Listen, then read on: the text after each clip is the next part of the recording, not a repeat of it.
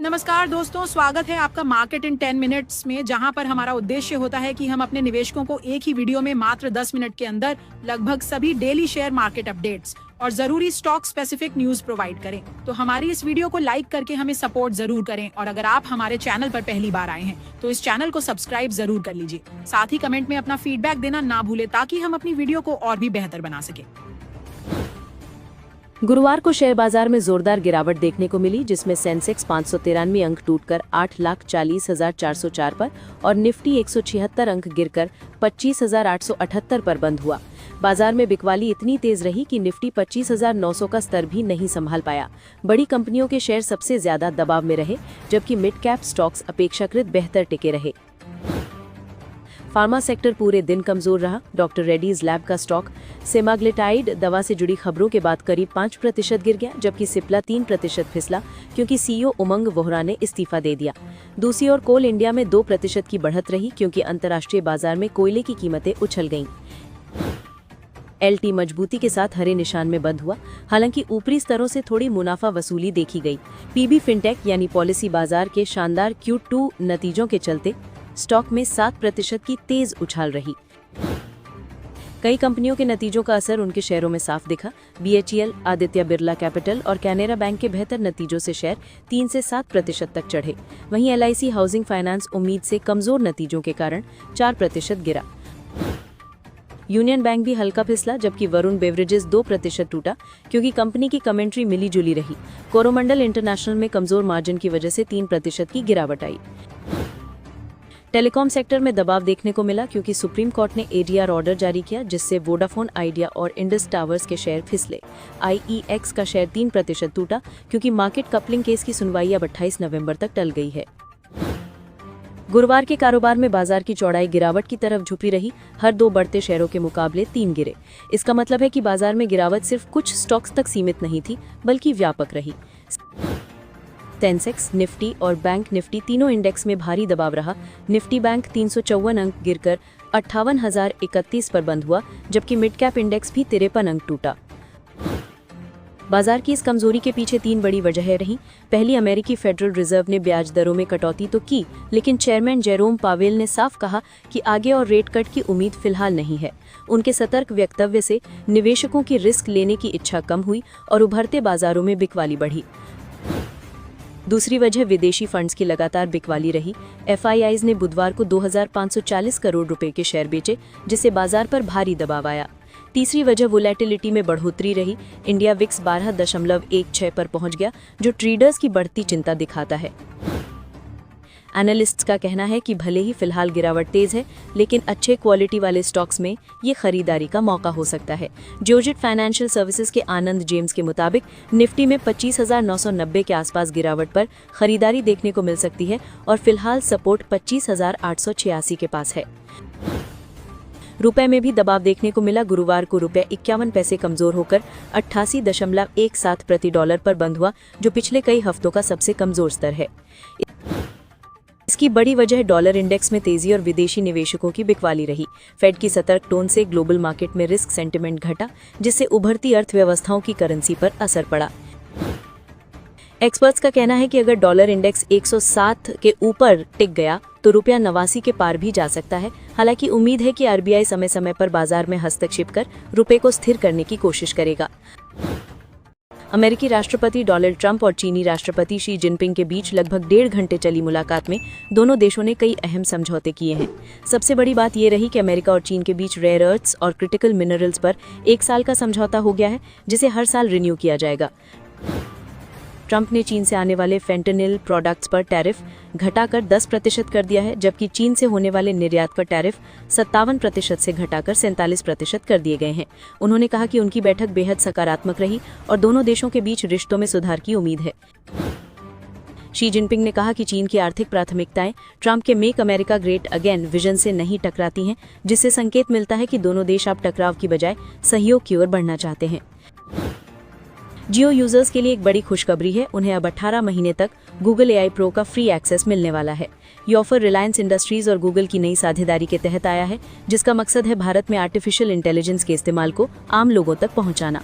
इस ऑफर की कीमत करीब 35,000 रुपये प्रति यूजर है और इसमें गूगल जेमिनाई 2.5 प्रो का एक्सेस, लेटेस्ट नैनो बनाना और वीओ 3.1 मॉडल से हाई क्वालिटी इमेज और वीडियो बनाने की सुविधा, नोटबुक LM जैसे पढ़ाई और रिसर्च टूल्स और 2 TB क्लाउड स्टोरेज जैसी प्रीमियम सेवाएं शामिल हैं। डिफेंस सेक्टर की बड़ी कंपनी भारत इलेक्ट्रॉनिक्स लगातार नए ऑर्डर हासिल कर रही है। अक्टूबर में कंपनी को अब तक करीब 3,000 करोड़ रुपए के ऑर्डर मिले हैं, जिनमें सॉफ्टवेयर डिफाइंड रेडियो, टैंक सब सिस्टम, मिसाइल कंपोनेंट्स और साइबर सिक्योरिटी सॉल्यूशंस शामिल हैं। खास बात यह है कि ये रेडियो पूरी तरह स्वदेशी तकनीक से DRDO और बेल ने मिलकर बनाए हैं। वोडाफोन आइडिया का शेयर 12% गिर गया जब सुप्रीम कोर्ट का AGR बकाया पर लिखित आदेश आया। कोर्ट ने कहा कि राहत सिर्फ वोडाफोन आइडिया के वित्त वर्ष 2016-17 के अतिरिक्त AGR ड्यूज तक सीमित रहेगी, यानी बाकी टेलीकॉम कंपनियों को कोई फायदा नहीं मिलेगा। एक्सपर्ट्स के मुताबिक ये भावनात्मक राहत है, पर असली वित्तीय मदद अभी नहीं दिख रही। FMCG सेक्टर में ITC ने अच्छा प्रदर्शन किया है। सिगरेट कारोबार का रेवेन्यू 6% बढ़कर 8,723 करोड़ रुपए रहा और FMCG अदर्स सेगमेंट 5,964 करोड़ रुपए पर पहुंचा। पैकेज फूड और पर्सनल केयर प्रोडक्ट्स में मांग स्थिर रही, जिससे कंपनी का EBITDA 594 करोड़ रुपए तक बढ़ गया। पेपर और पैकेजिंग बिजनेस में दामों के दबाव और कमजोर मांग की वजह से ग्रोथ सीमित रही, जबकि एग्री सेगमेंट का रेवेन्यू 3,976 करोड़ रुपए तक गिर गया, क्योंकि ग्लोबल कमोडिटी प्राइस में उतार चढ़ाव और एक्सपोर्ट प्रतिबंधों ने असर डाला। ITC का कुल ऑपरेटिंग प्रॉफिट 6,763 करोड़ रुपए रहा और EBITDA मार्जिन 34.7% तक पहुंच गया, जो उम्मीद से बेहतर है।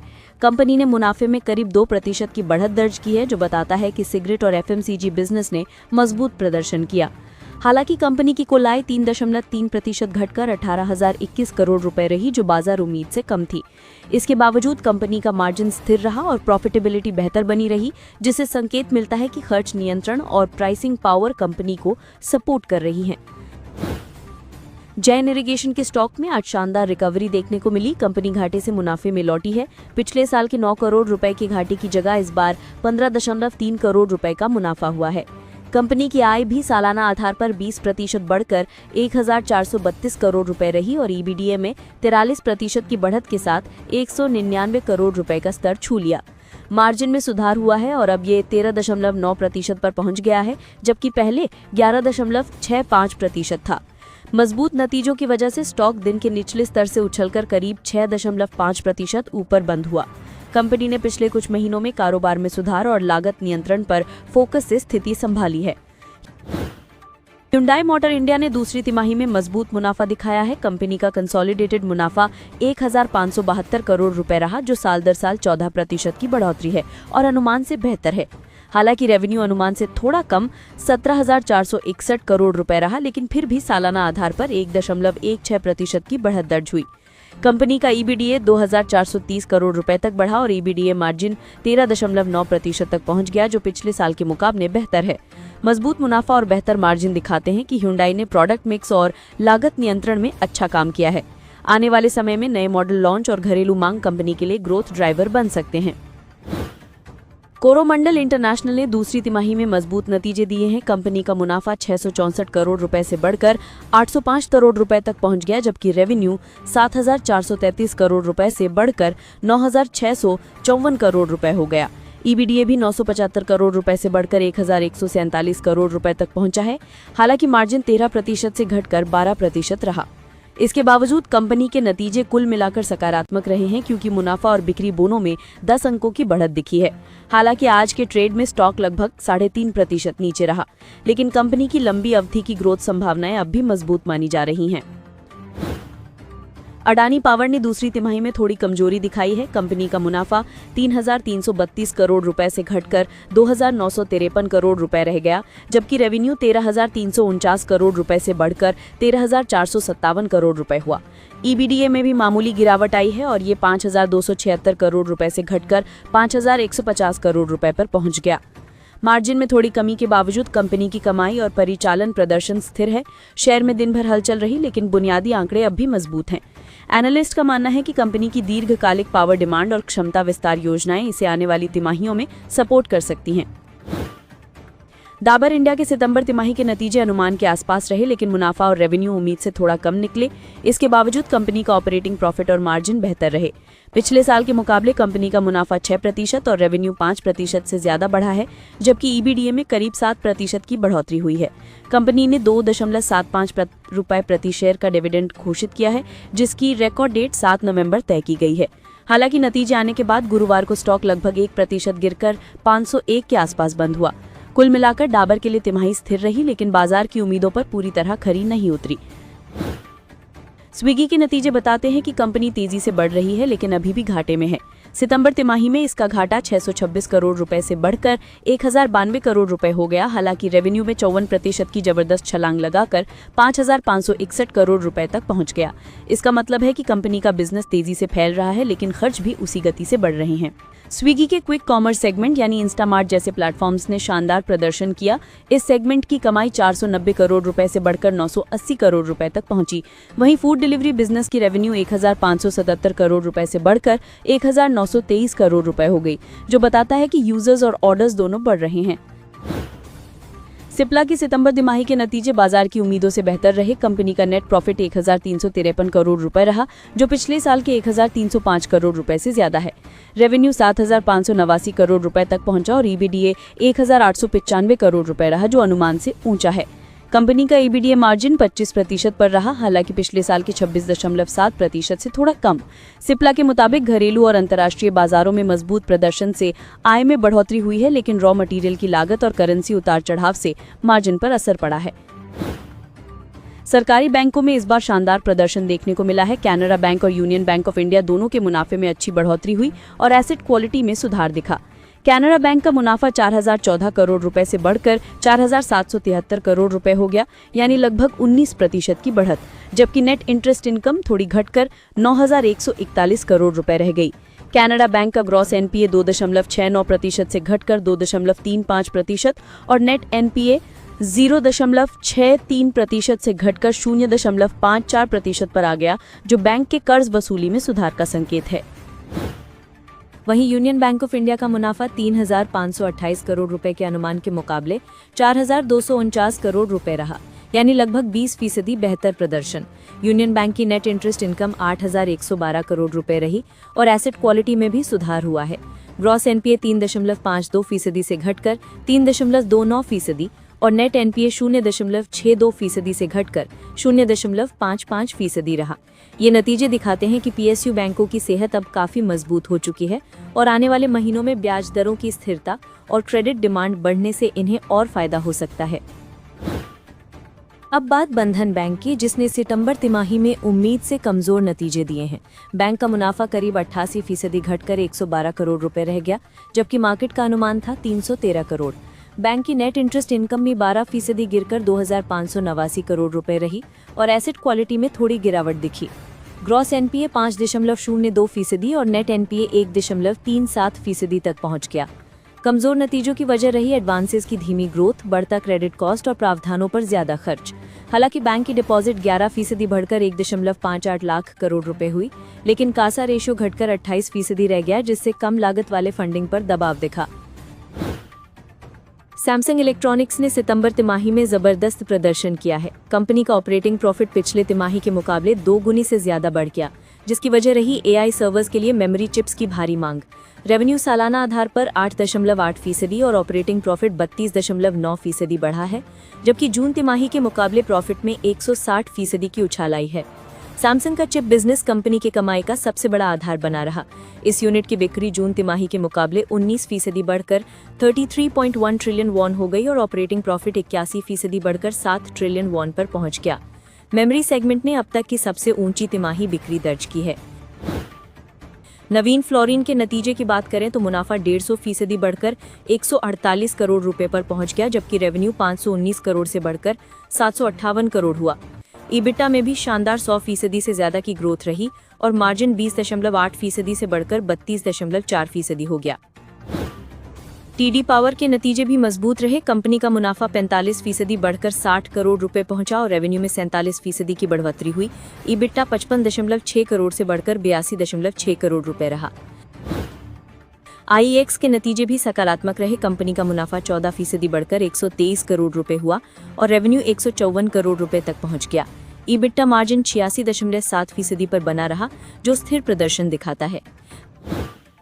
आइक्सो के parent company Le Travenues Technologies के शेयरों में 20% की गिरावट आई, क्योंकि कंपनी को सितंबर तिमाही में 3.6 करोड़ रुपए का EBITDA घाटा हुआ।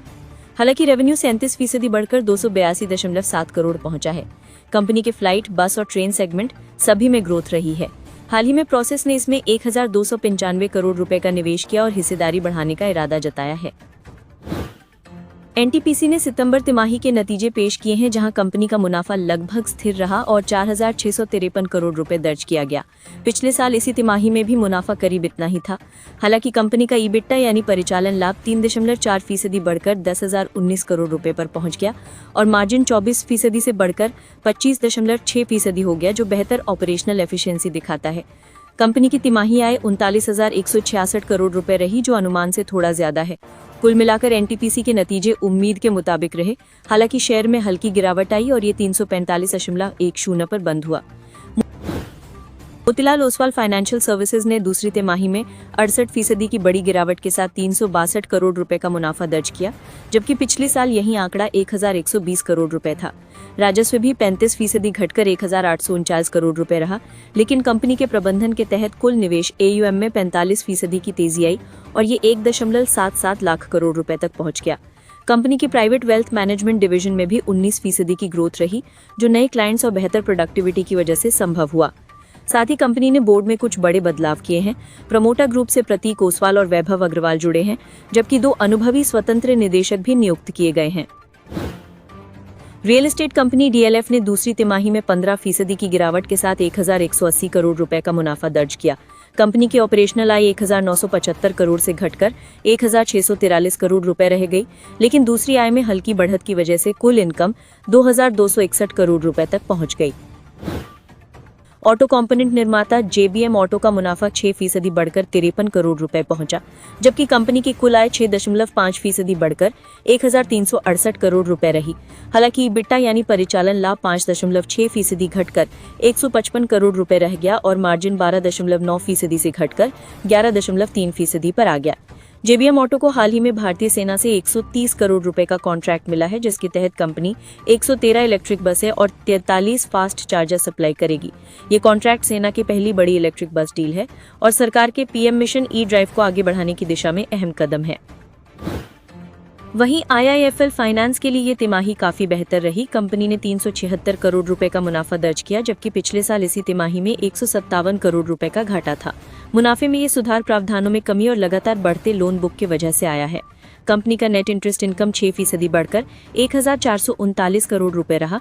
IIFL ने बताया कि रिटेल और गोल्ड लोन की डिमांड मजबूत बनी हुई है। साथ ही कंपनी की हाउसिंग फाइनेंस यूनिट में गिरीश कौसुगी को नया MD और CEO नियुक्त किया गया है, जो पहले PNB हाउसिंग फाइनेंस और कैनफिन होम्स का नेतृत्व कर चुके हैं।